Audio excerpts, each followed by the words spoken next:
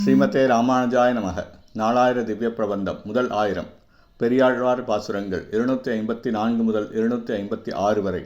கண்ணன் கன்று மேய்த்து வரும் அழகு கண்டு கன்னியர் காமுறுதல். 254ஆம் பாசுரம்.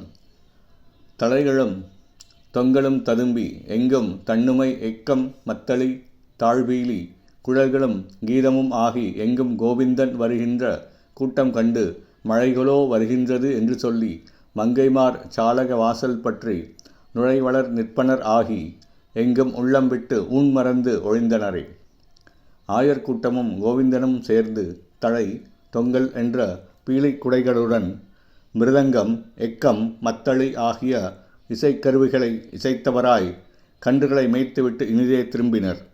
மயிர்பீலி தொங்கும் புல்லாங்குழல்களில் இசைத்தபடியே வருகின்ற கண்ணபிரானின் கூட்டத்தை கண்ட இளம்பெண்கள் மேகத்தின் கூட்டம்தான் இப்படி வருகின்றனவோ என்று எண்ணிய இவர்கள் தங்கள் தங்கள் வீடுகளிலுள்ள பல கனியை சென்றடைந்து கண்ணனிடம் உள்ள அளவற்ற காதற் பெருக்கால் நுழைபவரும் நுழைய இயலாதவர்களும் ஆகி கண்ணன் செல்லும் இடங்கள் தோறும் அவன் பின்னே தங்கள் நெஞ்சங்களை ஓடவிட்டு அவர்கள் தாம் உண்பதையே மறந்தனர். 255ஆம் பாசுரம். வள்ளி நுண் இதழ் அன்ன ஆடை கொண்டு வசை அற திருவரை விரித்து உடுத்து பள்ளினுண் பற்றாக உடைவாள் சாத்தி பனைக்கச்சு உந்தி பழதழை நடுவே முல்லை நல் மறுமலர் வெங்கை மலர் அணிந்து பல்ஆயர் குழாம் நடுவே எல்லியம் போதாக பிள்ளை வரும் எதிர் நின்று அங்கு இனவளை இழவேன்மினே. கற்பக கொடியின் மெல்லிய இதழ் போன்ற ஆடையை கண்ணன் தன் இடுப்பில் பழுதற்ற நிலையில் விரிய உடுத்தி கொண்டுள்ளான். அதற்கும் மேலே அறையை சுற்றிலும் பெரிய கச்சை கட்டிக்கொண்டு உடைவாளை தொங்கவிட்டிருப்பதானது சுவரை பற்றி கிடக்கும் பள்ளி போன்றுள்ளது.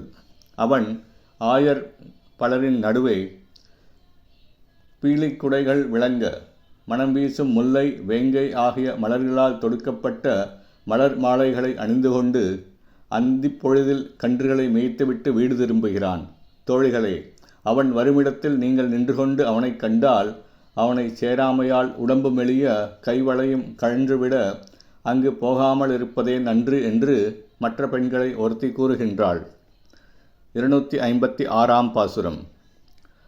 சுரிகையும் தெரிவில்லும் கொண்டுகோளும் மேலாடையும் தோழன்மார்கொண்டு ஓட ஒரு கையால் ஒருவன் தன் தோளை ஊன்றி ஆனிரை இனம் மீளக் குறித்த சங்கம் வருகையில் வாடிய பிள்ளை கண்ணன் மஞ்சளும் மேனியும் வடிவும் கண்டாள். அருகே நின்றாள் என் பெண் நோக்கிக் கண்டாள். அது கண்டு இவ்வூர் ஒன்று புணர்கின்றதே. கண்ணபிரானின் தோழர்கள் உடைவாள் சுண்டுவில் பூச்செண்டுகோள் மேலாடை போன்றவற்றுடன் பின்னே ஓடி வருகிறார்கள். அவ்வாறு ஓடி வரும்போது கண்ணன் ஒரு கையால் ஒரு நண்பனின் தோளை பற்றி கொண்டு மற்றொரு கையினால் பசுக்களின் கூட்டம் திரும்பி வரும்படியாக ஊதின சங்கை பிடித்து கொண்டு வரும்போது வாடியிருக்கின்றான்.